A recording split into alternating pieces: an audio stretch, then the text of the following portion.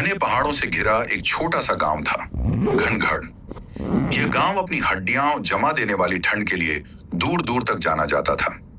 यहाँ ऐसी सर्द हवाएं चलती कि इंसान को लगता जैसे हवा नहीं, कोई तेज चाकू त्वचा को काटते हुए निकल रहा हो। पेड़ों पर जमी बर्फ की परतें घंटों तक नहीं पिघलती थीं।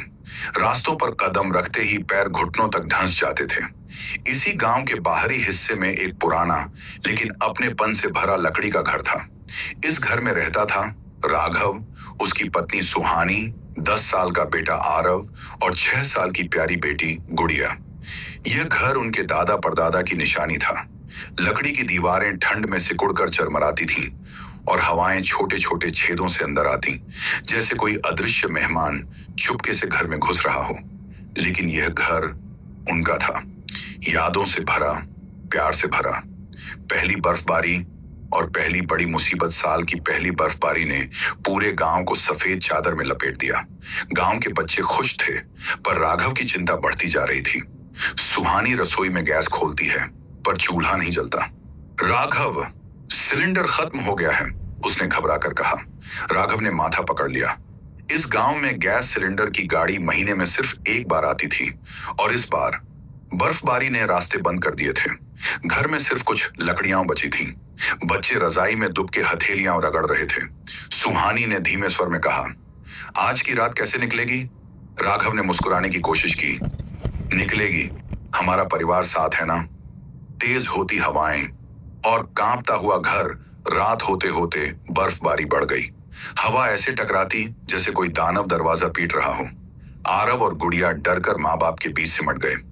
राघव पुराने बक्से से लकड़ी निकालता है, बस थोड़ी सी, अंगीठी में डालता है। थोड़ी गर्मी आती है, पर कुछ देर में आग धीमी होने लगती है। पापा, बहुत ठंड लग रही है, गुड़िया रोने लगी। सुहानी बच्चों को सीने से लगा लेती है। राघव सोचता है, क्या मैं बर्फ में बाहर जाकर लकड़ी लाऊं? पर इतनी ठंड में क्या मैं वापस लौट पाऊंगा? लेकिन बच्चों को कांपते देख उसका दिल टूट जाता है। पुरानी रजाई और संघर्ष। सुहानी बच्चों को मोटी रजाई ओढ़ा देती है। हवा कमरे में घुसकर दीवारें हिला देती है। राघव अपना स्वेटर बच्चों को पहना देता है। तुम क्या करोगे? सुहानी ने पूछा। मैं ठीक हूं, राघव ने झूठी मुस्कान के साथ जवाब दिया, लेकिन उसके हाथ नीले पड़ चुके थे। ठंड बस भूख, दोहरी तकलीफ। सुबह हुई तो घर में बस थोड़ी दाल, थोड़ा चावल और थोड़ा आटा बचा था। सुहानी का दिल बैठ गया। बिना आग के खाना कैसे बने? तभी आरव बोला, पापा, हम स्कूल में गरीबों की मदद के लिए कपड़े देते थे, क्या हम भी किसी से मदद मांग सकते हैं? राघव ने बेटे के सिर पर हाथ फेरा। मदद मांगना गलत नहीं होता, गलत होता है हार मान लेना। राघव का साहस, बर्फ में संघर्ष। राघव मफलर बांधकर बाहर निकला।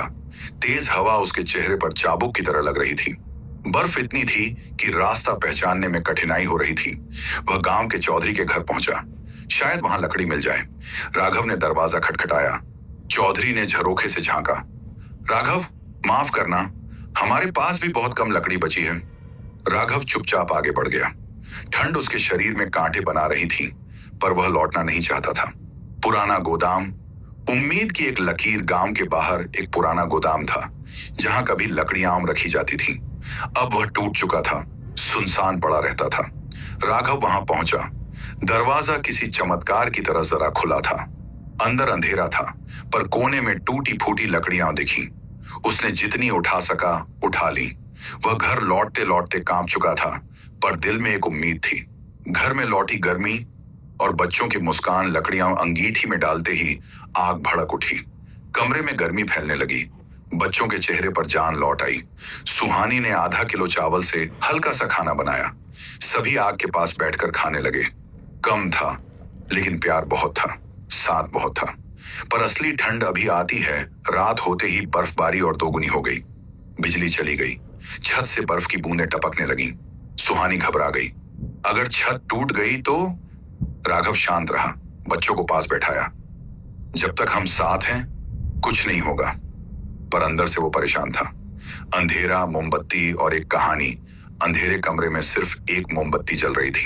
आरव बोला, पापा, कोई कहानी सुनाओ ना, ताकि डर ना लगे। राघव मुस्कुराया। वह एक कहानी सुनाने लगा, एक छोटे से पक्षी की कहानी जो तूफान में अपने परिवार को पंखों के नीचे छुपा लेता है। वह छोटा था, कमजोर था, पर उसका दिल मजबूत था। बच्चे कहानी सुनते सुनते सो गए। सुहानी ने राघव का हाथ पकड़ा। तुम्हारी वजह से यह घर अब भी घर जैसा लगता है। 3 दिन बाद रोशनी की नई सुबह 3 दिन तक बर्फबारी चली। गांव ठप। पर चौथे दिन सुबह सूरज की हल्की किरणें बर्फ पर चमकने लगी। सिलेंडर की गाड़ी आई, लकड़ी भी मिली। गांव वाले एक दूसरे की मदद कर रहे थे। सरपंच राघव के घर आया। तुमने इन 3 दिनों में जो हिम्मत दिखाई वह हम सब के लिए मिसाल है। राघव सिर्फ मुस्कुराया।